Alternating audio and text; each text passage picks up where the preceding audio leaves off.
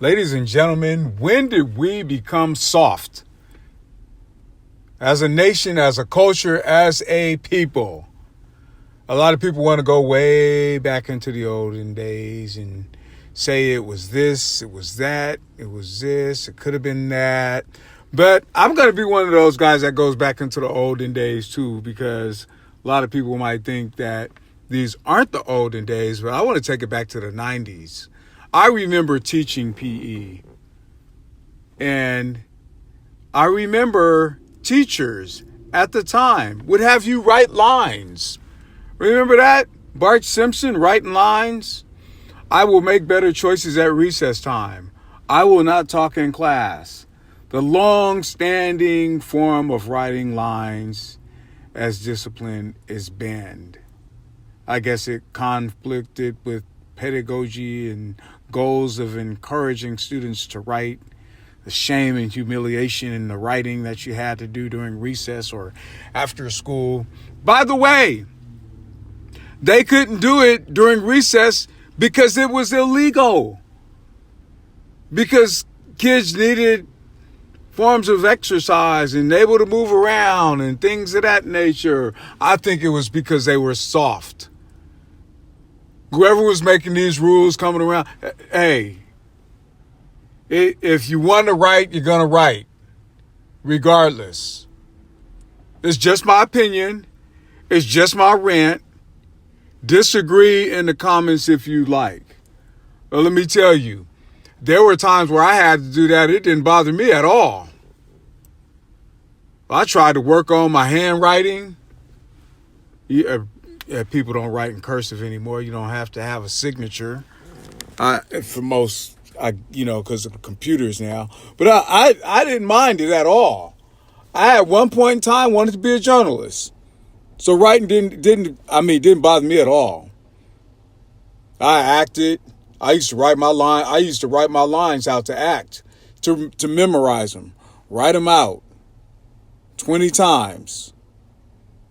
I had to remember Easter and Christmas speeches for church.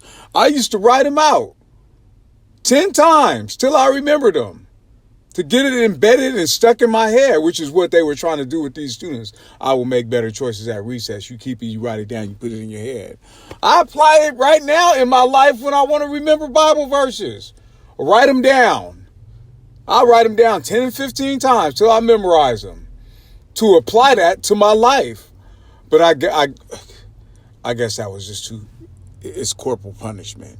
I ain't going to go all as far as say corporal punishment, but you take away my recess and have me write lines, I'm not messing around no more. And miss out on a kickball game, dodgeball, or that girl I wanted to get a note to, do you like me? Write yes or no in the box.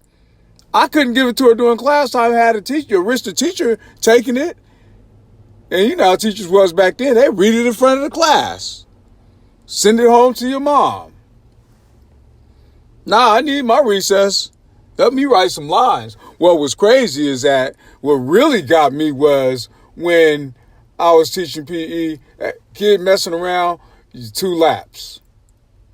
Matter of fact, I took it further. I said, well, if they can't run laps during PE time because it's taking away them being involved and interacting with the other kids. What the principal told me or said something, spoke to me on issues, well, you don't want to take away that time because, it says that if you try and get them to run, then when it's time for them to exercise, they won't want to. Well, just have them walk instead. Don't have them jog or run for any discipline. We got extra conditioning when I was in high school. They made us do more when we messed around. And I want to tell you, I didn't mind that. Didn't mess around, didn't get too much extra conditioning, but the conditioning we did get, I didn't mind. Mess a play up. Everybody get down and do 10 push-ups. Somebody missing layups in the layup line. How many of y'all miss? That's how many lines y'all run. Hey, it helped us out, if anything. But the culture now has gone soft for some reason. Don't run laps for discipline.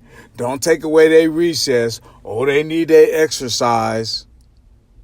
We don't want to have them have a long standing of having conflicts and being discouraged and ashamed because they got to run and everybody else getting to play during recess time. Hey, the recess is them running for discipline. But that's the 90s. That's the era where I was working closely with elementary school kids. These elementary school kids I was working with that was in 4th, 5th, and 6th grade are grown men and women now in their late 30s and 40s, raising this generation, and y'all wonder why they're acting a fool. This the Waters Rant. Y'all leave me a comment in the comment section, please.